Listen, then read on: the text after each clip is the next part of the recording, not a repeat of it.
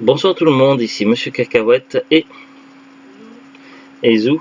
Ce soir, dans ce nouvel épisode de Parlons DVD. Alors Zou l'a pas regardé ce soir parce qu'elle était pas très bien.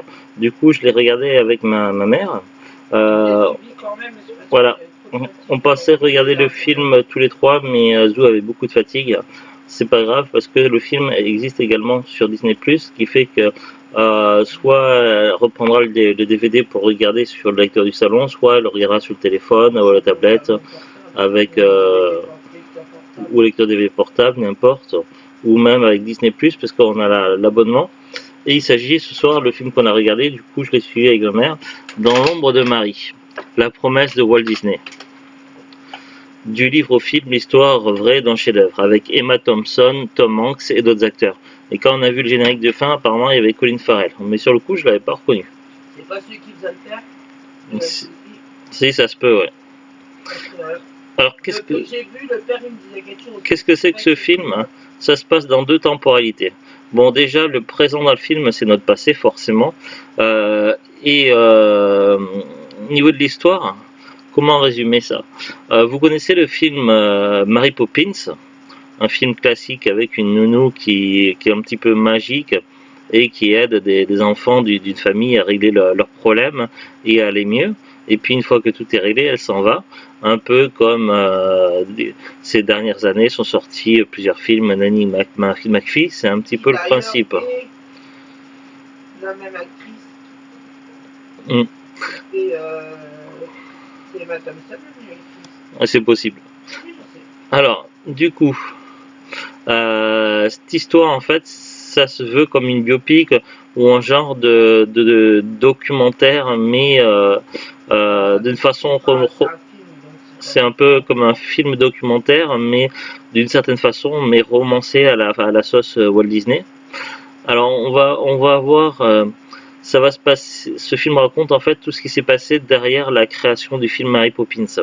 Il faut savoir qu'à l'origine c'était un roman qui a bien marché à son époque et qui a été écrit par une romancière australienne. Mais alors, je suis désolé, j'ai quelques démangeaisons là, je sais pas, c'est avec la chaleur. Pourtant j'ai pris une douche tout à l'heure, mais bon. Donc voilà, donc Mary Poppins c'était un roman à succès, ce qui marchait beaucoup, surtout auprès des enfants. Mais Walt Disney avait fait une promesse à ses enfants, c'est-à-dire qu'il adapterait un jour un film en live avec des vrais acteurs, le Mary Poppins en film. C'est une promesse qu'il avait fait avec ses enfants. Seulement, l'autrice de Mary Poppins n'était pas fan de ce genre de choses et ne voulait pas voir son héroïne de roman arriver à l'écran. Du coup, c'est tenu un genre de bras de fer qui va s'opposer entre elle et Walt Disney pendant pratiquement 20 ans. C'est-à-dire que tous les ans, Walt Disney va revenir à la charge et lui demander de lui céder les droits pour pouvoir mettre à l'écran Mary Poppins. Seulement, ce qui va se passer, c'est qu'à un moment donné, les difficultés financières vont mettre l'autrice au pied du mur. Mince, je sais plus son nom. Ils le disent dans le film plusieurs fois. Madame Traverse. Voilà. Et du coup, forcément, à un moment donné, elle va prendre l'avion et elle va aller aux États-Unis et rencontrer Walt Disney et voir avec lui comment négocier tout ça de façon à ce que ça soit fait proprement, si ça doit se faire, et du coup pour pouvoir à la fois résoudre les difficultés financières et faire en sorte que son roman, son héroïne soit respecté. Du coup, elle précise à Walt Disney qu'elle sera co-scénariste, coproductrice plutôt, co-scénariste plutôt, qu'elle partagera avec, je parle pas de l'argent, mais qu'elle partagera les décisions importantes pour l'œuvre. Et du coup, elle veut que tout soit enregistré, donc il y aura des bandes magnétophones pendant toutes les séances. Et du coup, Walt Disney va donner 3 de ses meilleurs employés à Madame Traverse qui vont travailler ensemble pour transposer l'œuvre dans la réalité. Donc ces gens talentueux vont dessiner, ils vont composer des musiques, des petites chansons, des rengaines, ils vont imaginer des choses. Elle va les corriger, va dire non, ça je veux que ce soit fait autrement. Et ce qui caractérise de Madame Traverse, ce qui la caractérise, c'est son caractère qui est assez particulier et elle a beaucoup de répliques acerbes et acides, jusqu'à même traumatiser une hôtesse de l'air dans un avion, et également celle qui assiste et qui apporte à manger pendant les séances de travail. Et oui, c'est une assistante qui va se faire envoyer. Et du coup, au début, on la voit très peu souriante. Mais après, vers la fin du film, on la voit qui se prend au jeu et qui finalement prend plaisir à travailler avec les auteurs de Walt Disney jusqu'à la scène finale où il y a la projection du film au cinéma, où on la voit en train de regarder le film Mary Poppins et on voit toute l'émotion dans ses yeux avec les larmes aux yeux. Mais évidemment, on va voir pendant 2 heures donc tout ce qui va se passer dans le processus, et on va voir également des scènes de retour dans le temps, c'est-à-dire que de temps en temps on verra le présent, ce qui est notre passé à nous, où l'autrice va travailler avec Disney et ses collaborateurs, mais on va voir également sa jeunesse lorsqu'elle était enfant et les difficultés qu'elle a rencontrées de sa famille avec son père qui était atteint d'une maladie fatale. Donc on s'est pas précisé dans le film, mais on pense qu'il devait s'agir d'une tuberculose à un stade avancé. Et du coup les difficultés de sa famille face à la maladie de son père, et ainsi que tout ça qui a traversé donc on va voir à la fois des moments de sa jeunesse et des moments de son présent, ce qui va nous permettre de comprendre également beaucoup de choses, et également le parallèle qu'elle a fait entre le personnage de Mary Poppins qu'elle a créé et sa tante qui était une personne assez incroyable, et qui rien que la scène avec le sac à main de la tante de Madame Traverse, c'est tout simplement incroyable. C'est encore plus incroyable que le sac à main de Mary Poppins dans le film.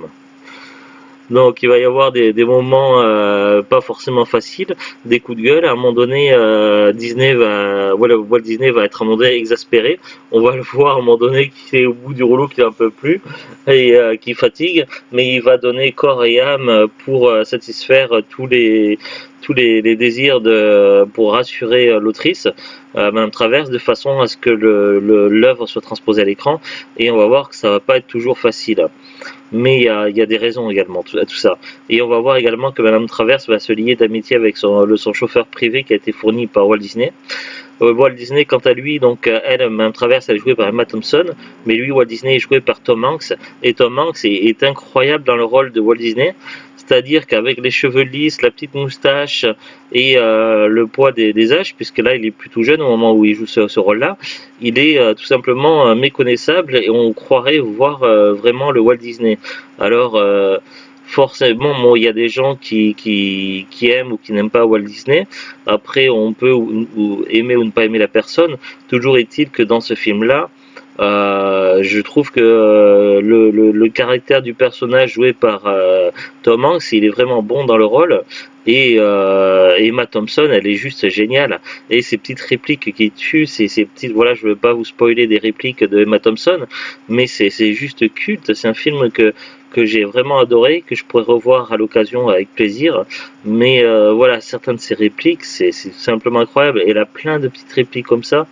C'est un film assez particulier. Je l'ai trouvé par hasard dans les bacs à noces, c'était le dernier. Donc je l'ai acheté à noces, je l'ai payé à 1 € quelque chose, je crois que c'était dans les 1,99 €. Et franchement, voilà, franchement, s'il avait été à 8 €, je l'aurais acheté aussi à 8 €. Le film, ça valait vraiment le coup. J'ai bien fait de le trouver. Oui, tu me dis où? Oui, oui, c'est le prix généralement en Oz. Les films américains, c'est maximum 1,99 €. Et les films français, par contre, sont beaucoup plus chers. Je vous présente le DVD en lui-même. Alors, comme pour la plupart des Disney, c'est avec des bordures bleues. Maintenant, on voit de plus en plus Disney avec des bordures grises. Maintenant, je sais pas pourquoi. Mais pendant longtemps, c'était des bordures bleues sur les boîtiers DVD. Donc ça c'est le recto, ça c'est le verso, il n'y a pas le litère. L'intérieur ça se présente comme ça. Je vais vous lire les petites informations au dos, on va voir pour le synopsis. Lorsque les filles de Walt Disney Tom Hanks le supplient d'adapter au cinéma leur livre préféré, Mary Poppins, celui-ci leur fait une promesse, qu'il mettra 20 ans à tenir. Il va en effet se heurter à l'auteur du livre, Pamela Lyndon Travers, Emma Thompson, une femme de caractère bien décidée à ne faire aucune concession sur sa bien-aimée nounou. Mais quand l'argent vient à manquer, elle accepte à contre-cœur de se rendre à Los Angeles pour entendre ce que Walt a imaginé. Mais malgré ses storyboards bourrés d'imagination, ses chansons enjouées, Pamela reste inflexible.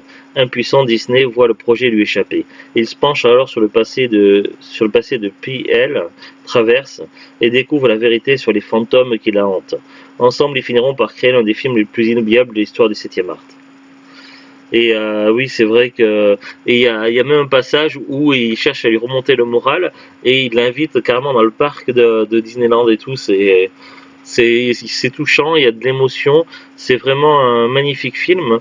Moi, je suis pas plus fan que ça des documentaires en temps normal, mais franchement, c'est ce film qui est quelque part, oui, un genre de biopic d'une certaine façon.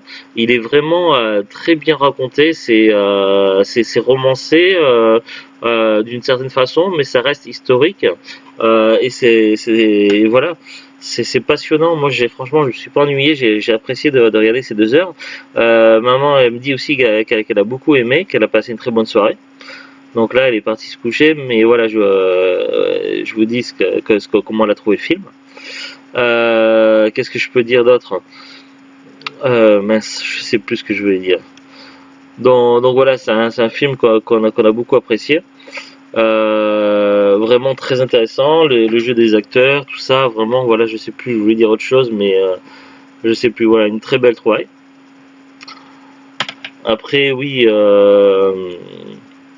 oui, voilà, ça y est, je me souviens ce que je voulais dire. Si vous restez un petit peu à la fin du film, il va y avoir quelques photos en noir et blanc, et à un moment donné, il va y avoir un enregistrement d'origine. On va entendre un enregistrement audio, une partie d'enregistrement audio d'une conversation de travail entre la vraie Madame Travers et les auteurs et les co-auteurs qui travaillaient avec elle pour Walt Disney. Il y a un vrai morceau d'enregistrement qui est tout à la fin du film, c'est ça que je voulais vous dire. Du coup, ça vaut le coup de rester un petit peu pendant le générique. On va regarder ensemble la fiche Wikipédia. Dans l'ombre de Marie, la promesse de Walt Disney, ou Sauvons Monsieur Banks au Québec. Saving Mr. Banks. C'est un film biographique américano-britannico-australien réalisé par John Lee Hancock, sorti en 2013. Parce qu'en fait, c'est quand tu regardes le film, si tu veux, Madame Travers, elle fait le parallèle entre l'histoire de Mary Poppins, notamment le père de famille dans Mary Poppins, et son père à elle-même. C'est pour ça qu'on voit des moments dans le passé. Non, il s'appelle pas Monsieur Banks, mais voilà.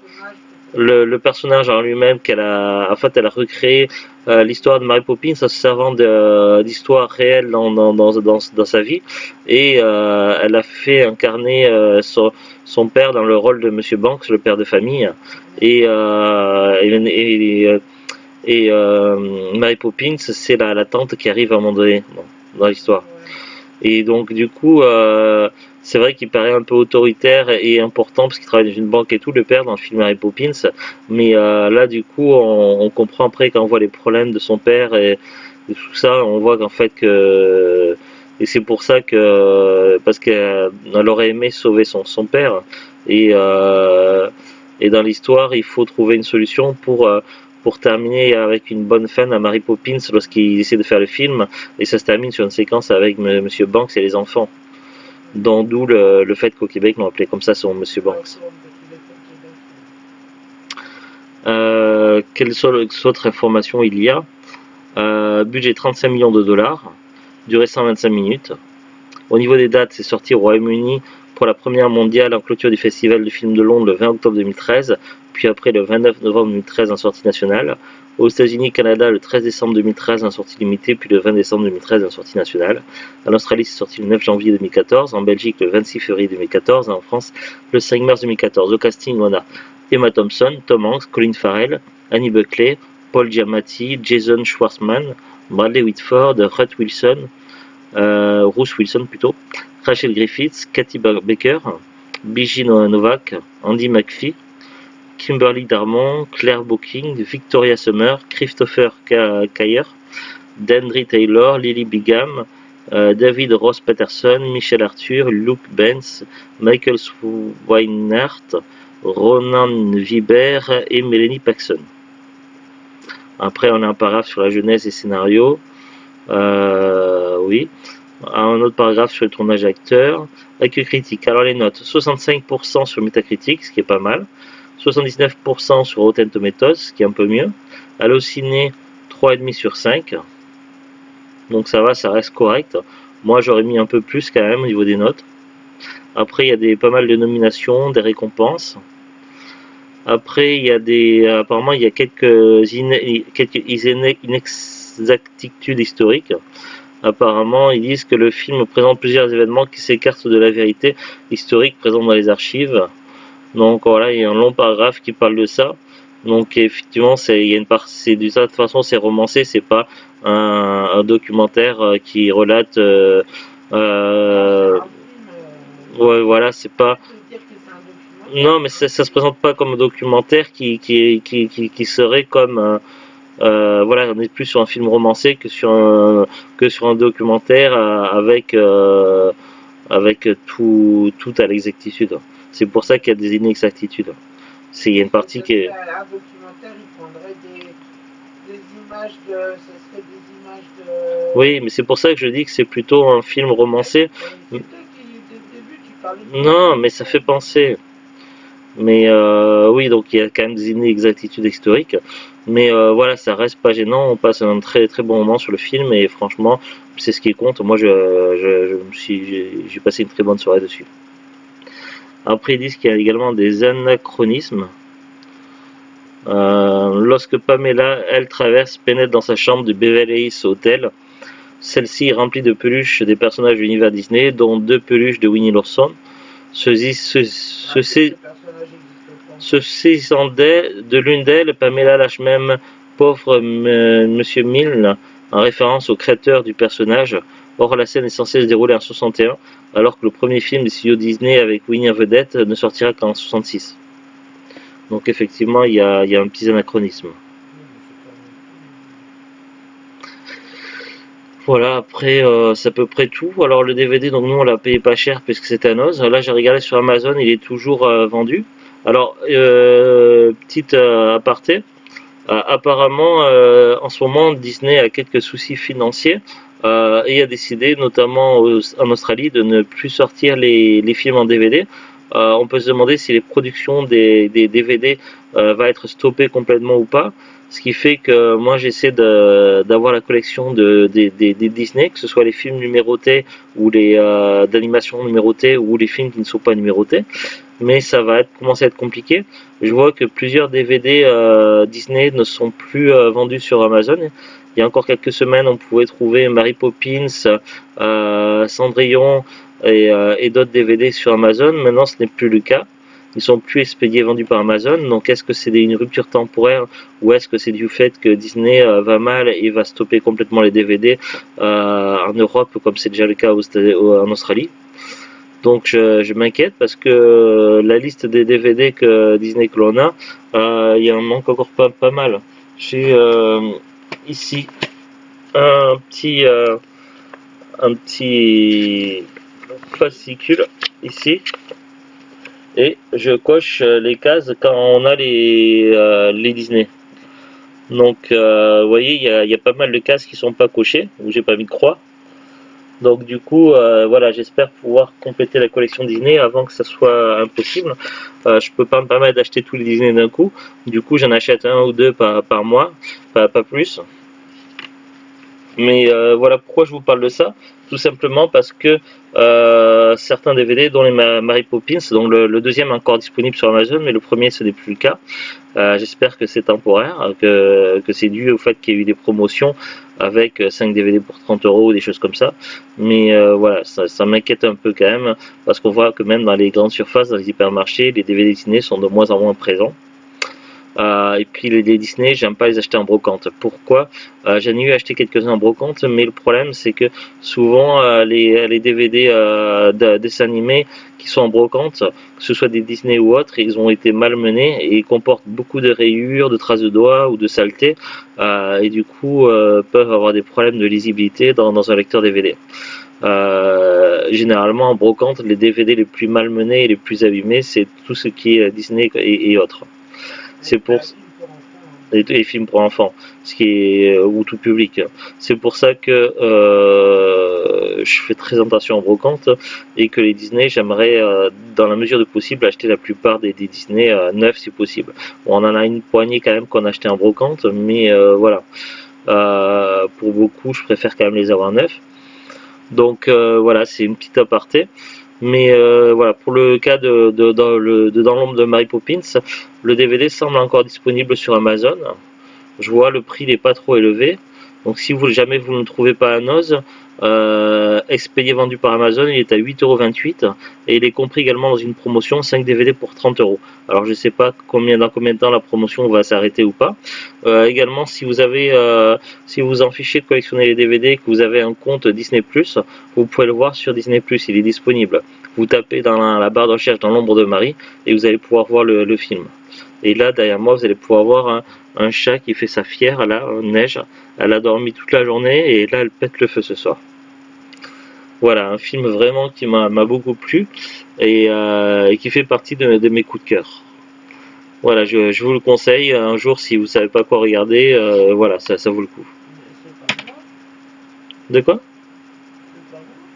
C'est pas toi quoi? Eh oui, mais t'es. Allez, à très bientôt tout le monde là.